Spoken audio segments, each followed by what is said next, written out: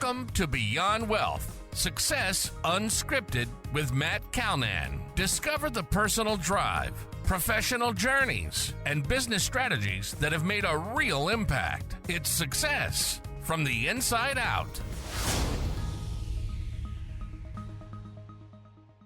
Welcome back, everyone. Today, we're joined by Carol Reynolds. Carol is a seasoned strategist and change agent with over 25 years in media, communications, and public relations.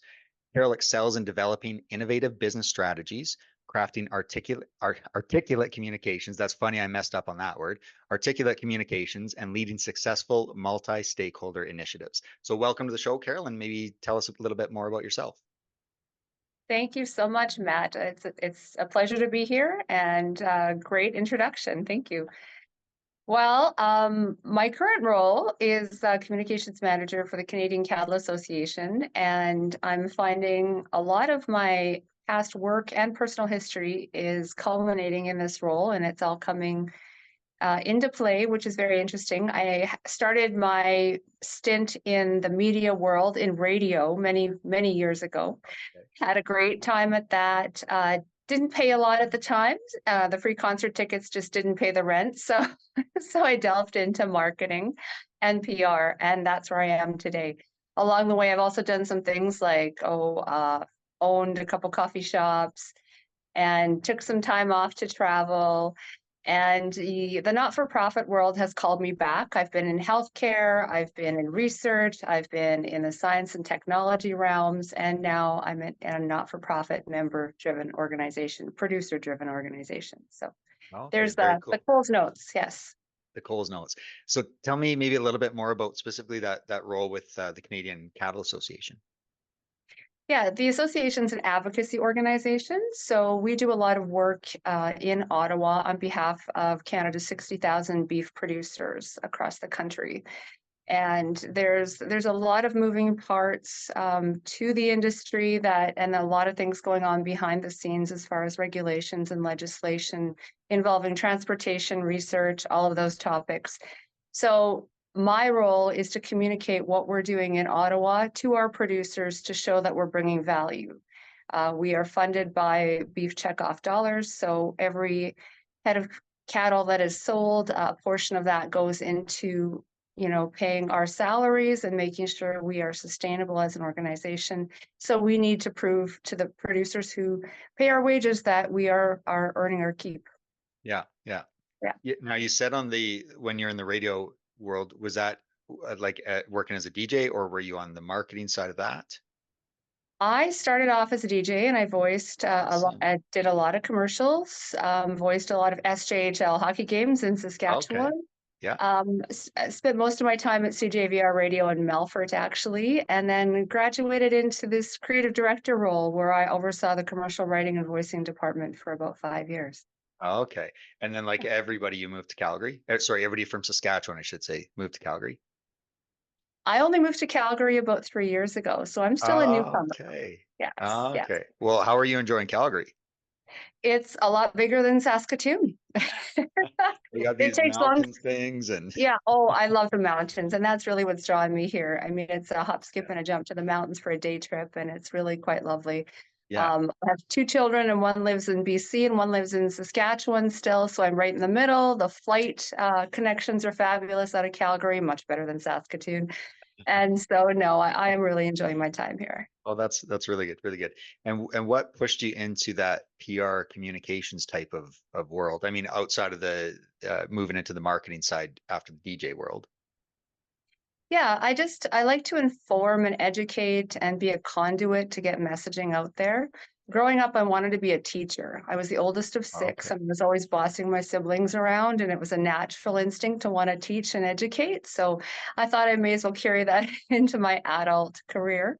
Yeah. And so I'm continuing to do that as I move along. And it's really quite interesting in the not-for-profit world in particular, because you have to do a lot with very little and be very frugal. And that kind of reflects on my childhood and upbringing as well, growing up on a family farm in Northeast Saskatchewan. So I've literally come full circle. Yeah. Working for farmers. Back to the roots. Totally. And in that PR world, so you said you're doing some more work in the nonprofit side of things, but do you work with for-profit clients still outside of the cattle work? I do. Yes, it's on an ad hoc basis. So I Yeah.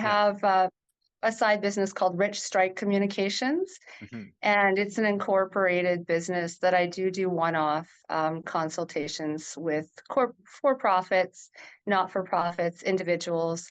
I've managed a number of political campaigns, so I've been approached to do that through my business moving forward as well. So I'm going to be picking up a few of those in the next year.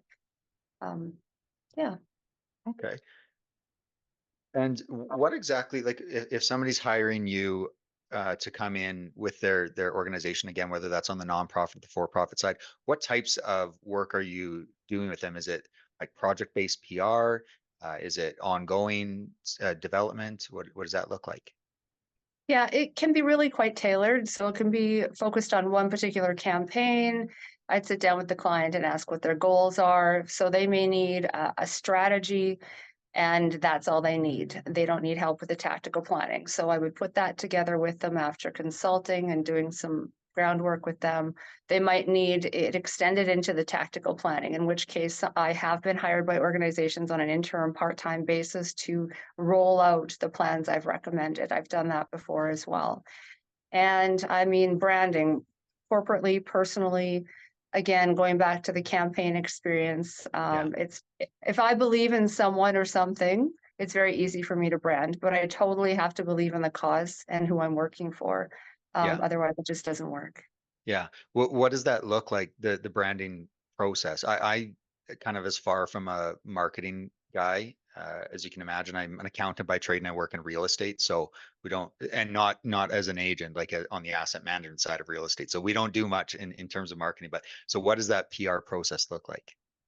Yeah, so it really comes down to getting to know the person or the company authentically, peeling back the layers and figuring out what makes them tick, what are their values, what are their key characteristics, what are their key messages, their stakeholders, essentially doing a SWOT analysis and digging really deep and asking some difficult questions. I do it in a fun way, so it actually doesn't feel like work to my clients. And then I go back and compile all the information and then make a proposal to them and with my findings. Okay. And what would that look like? Is it this is the persona that we're going for, and here's how you need to present yourself online and in front of the camera and those kind of things? Exactly. I'm coming down right down to the colors you wear. I've had Okay. a consult with a political candidate last week, and I took a look at his LinkedIn. We actually pulled it up right there, and it was a picture of his grandkids. And I said, "This just won't work. You can't have your grandchildren are lovely, but you can't Yeah. have them as your profile photo on Yeah. LinkedIn." That's a So Facebook he was material. exactly. He was Yeah. he was he was dressed in a cowboy hat and a nice shirt and a blazer. I said, this is a great environment right now. Let's pick up my phone, let's Yeah. take some photos, and let's change your LinkedIn profile right now. And Okay. I did assess the colors he was wearing later and advised him, because of how he's aligned politically, that he needs to change his color because he was wearing the color of the party he would be opposing. So Interesting. Very yeah, interesting.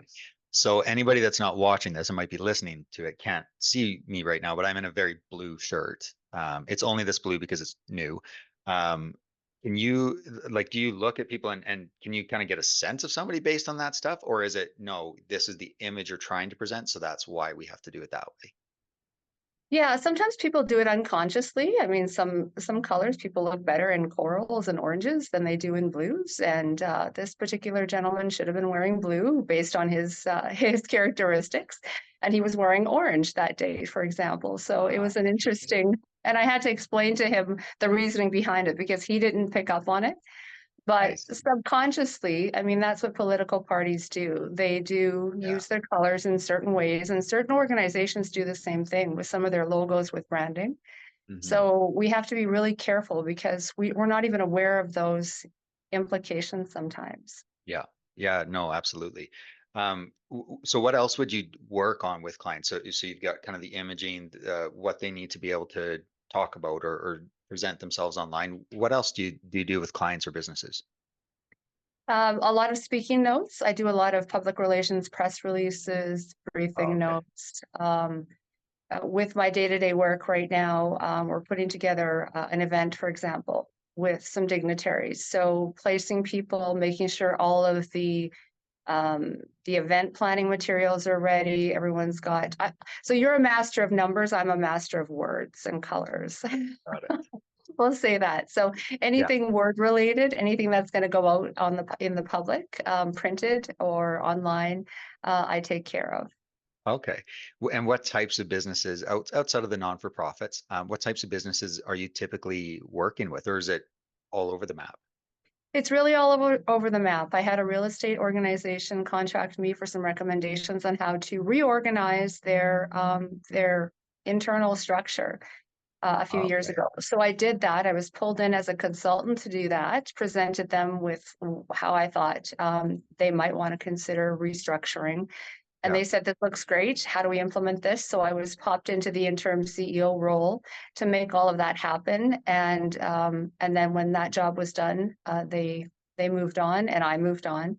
And so smaller project work like that, it's easier to do from a 60,000-foot level when you're not directly involved in the organization. So for the owners Yeah. in that case, it was hard for them to see what they needed to do. And it was easier for someone like me from the outside looking in with the diverse experience. So to answer your question, I've done real estate, a lot of work in healthcare, science and technology, and for-profits and not-for-profits, but mainly not-for-profits and individuals. Yeah. Yeah. Yeah. The individual one makes a lot of sense on the personal brand. And that's, it seems like it's been a bigger thing in the last like maybe 10, 20 years. Probably politically, it's been a big thing for a long time, but I think the personal brand is more important now that we're in this digital age for everybody to be able to tackle. So if somebody goes and looks at their LinkedIn profile right now and says, "Oh crap, like I got my kid and my dog on there as my profile picture," like what are you recommending to the average person to do?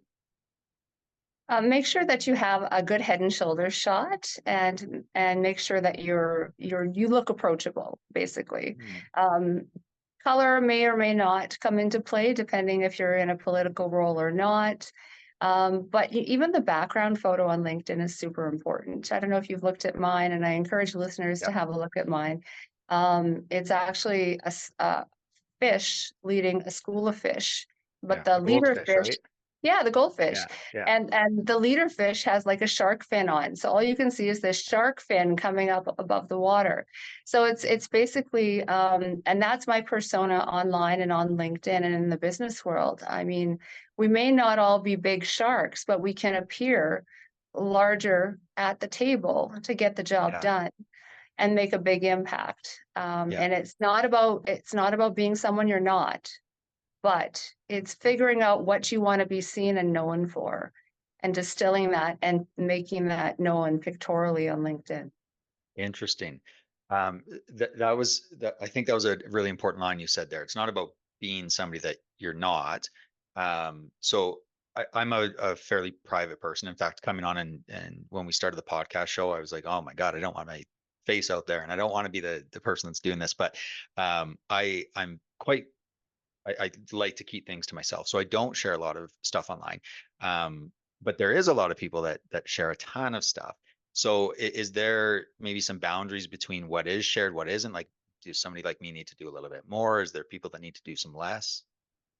I think it comes down to what your goals are and your comfort level, really. If you're in the business world, you have to be aware that your employers and your potential business partners, anybody you interact with businessly, will could Google search you and your Facebook will come up. So Yeah.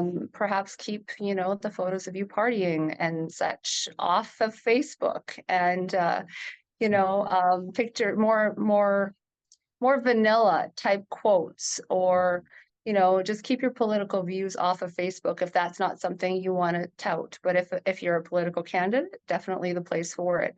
And you can also put up multiple social media accounts, one personal with the kids and the dog and the birthday parties, and another one with a more professional view. So, and you can select the visibility that you have in each one. Right. There's so many options now, and sometimes it takes a little bit to navigate that, and I help clients do that as well. Okay. Somebody that wants to get into that field, I would say it's probably not a traditional route to go into the PR and communications roles. Um, I guess, how does somebody go about getting into that? And B, and maybe more importantly, what skills or abilities do you have that has really helped you exceed in that role, um, that somebody else can learn coming into that field? So my path here has been non-traditional from the get-go. So I'm not sure if I can, if you can use the same cookie cutter approach that, Yeah, yeah. I mean, I literally have evolved into this role. I have a 2-year marketing diploma from a tech school in Saskatchewan. And people ask me all the time, so where did you graduate from university? I don't have a university degree. I just have Yeah, a wealth of knowledge and experience and a very yeah, diverse background yeah. and a drive and ambition. Those are the two things. You need to have drive and ambition, and you need to be tenacious, and you need to set your goals and aim high. Hmm. That's one thing I do with clients as well, is help with goal setting, because you're not going to get anywhere if you don't have goals. I I turned 52 a couple weeks ago, and a year and a half ago, I had a goal to do 3 bodybuilding competitions before I turned Wow. 51. Yeah. Yes. Yeah. And so I came from nothing to catapulting myself into weight training. And my birthday's on June 6th. I did my third show on June 3rd, 3 days before I turned Awesome. Wow. 51. Good So for you you. need to have that drive, but I had distinct goals, and as specific as you can get with them as far as timelines, quantifying them. You can do anything you want to do if you have those goals and you keep them in sight at all times. And then every single thing you do in your life, if it can't be traced back to that goal, if you have, you're confused as to what to do with your time, if it can't be traced back to that goal, the answer is no, don't do it. Right. Very So that, interesting. Yeah. Yeah. yeah, helps drive you. This is like within the last hour, I read this quote. I think the person said it was from Warren Buffett that said, write down like the top 25 goals that you want to achieve, whether it's like in the next 5 years or your life, or top 25, and then focus on the top five and cross the other 20 out, because obviously they're not that important and they're just taken away from you being able to actually achieve the ones that you're really focused on. So I think that deep work mindset, that focused mindset, helps you to achieve those high end goals, and everything else can just kind of shed away, not as important. Absolutely. And surrounding yourself with like-minded people, people who are going to Mm. lift you up and push you to attain those goals is super important as well. Listening to podcasts that inspire you, reading books that inspire you, just feeding yourself that inspiration. We have the power to change so much within us. Yeah. And, I think generations before us relied on the outside world to present opportunities. We can't wait anymore for those opportunities. We have to go out and look for them, and we have to be Mm. open-minded enough to do that. And when we start putting our goals down on paper, I truly believe we start seeing those opportunities, because Yeah. subconsciously we start looking for them. Yeah. Yeah. And you said you had a bit of an entrepreneurial background there as well with some businesses. Yeah, I had a couple of coffee shops in Saskatoon. It was interesting through COVID. It got to be not so fun anymore when you have to Yeah. pull 16, 18-hour days to make things Yeah. go of things. So yeah, I decided that wasn't sustainable for me and my health and my family. So that was essentially inspired the move back to Calgary. So Yeah. Yeah. Okay, that's yeah. awesome. And so the organization you're working for now, you said like the advocacy group. Obviously, that's a big group of individuals. For those that don't know, there's cattle production is massive, especially in Western Canada and Alberta.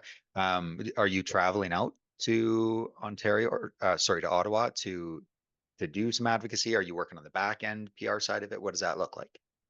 So I'm just recently into the role. So what I've been Okay. focusing on is just doing the back end of it. So I do a lot of internal support and getting the word out to producers about what's happening in Ottawa, what our folks in Okay. Ottawa are doing.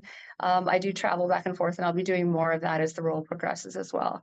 Yeah. In previous roles, I have been a government relations director. So I've done tons of work in Ottawa, sat around round tables, ministerial meetings. I have that capacity, and but for now, the PR is where I'm focused. Yeah. Sitting around a table with a bunch of politicians does not sound that fun. It's been 10 years since I've done that, actually, and I was in the House of Commons in the gallery a couple of months ago, and the climate has changed. That, Has it? Yeah. Pardon the pun, pardon. Yeah. Fair. I probably should retract that, actually. The climate in the House of Commons has changed. There used to be a level of decorum, and it's severely lacking. And the day I happened to be there, I was there with some producers who had received an award, and I was embarrassed to accompany them there because of the ranting and raving that was going on, the language. There was a group of high school students who actually their teacher got up and took them out partway through, about 10 or 15 minutes in. I'm thinking it was because of the lack of decorum. It was kind of shameful, I think is the word to describe it. So again, when I'm picking political candidates, it's got to be a mutual fit. I have to believe in them, who they are. I've actually left a couple of political campaigns because I've seen things go sideways where their true selves have come through partway through the campaign, and it doesn't align with my values and who I am anymore. So again, if I don't believe in who you are and what you're selling and what you're doing, I can't work for you. Yeah. But an organization, sorry. No, go ahead. I was just going to say an organization like CCA is amazing because, like you said before, it gets me back to my farm roots, and I truly believe in the producers I'm representing. Yeah, well, that's awesome. Yeah, good for you. Yeah, on the Canadian politics side, it seems to be more shifted more to like the American politics. And I think it's unfortunate. I think when you watch it, for somebody that hasn't seen the House of Commons, just go on I forget what it is, like C-SPAN, the network that you get, and watch it. It is disgraceful sometimes. They act like well, no, I was going to say they act like children, but my children don't act that way. So exactly, it's a little bit tough, but yeah, hopefully that shifts. Hasn't always been that way, though. It hasn't always, but yeah. No, it's too bad. Anything else you want to share in terms of insights on PR or communications or anything like that? I just think personal branding is important for every single person now that we live in the age of online and digital footprints. I mean, we're out there everywhere. Some people are very, very conservative as far as what they share, and that's perfectly fine. But if you do have a business or have a coaching service or anything like that, or a political candidate, you need to be out there and you need to be looking polished. And it's really important that your brand online does reflect who you truly are and who you truly value. And, some of the exercises I've walked through with clients before, they've discovered who they truly are and what they value in the process. I think they thought they had it in their head before they talked with me. But as we peel back those layers, they realized that, it wasn't what they originally thought. So it helped align. Yeah. Okay. If somebody wanted to get in contact with you or learn a little bit more about what you're doing, where would they go for that? I would suggest they reach out to me on LinkedIn. Carol Reynolds 2024 is where you can find me on LinkedIn, and you'll see my goldfish picture on there and my smiling face. So feel free to reach out if you want, a consultation or just want to chat about personal branding. Happy to do that as well. Awesome. Well, certainly appreciate having you on the show today and wish you the best of luck moving forward here. Thanks for having me, Matt. Take care. You've been listening to Beyond Wealth, Success Unscripted with Matt Calnan. Want to be our next guest? Visit beyondwealthpodcast.ca/guest. See you on the next episode.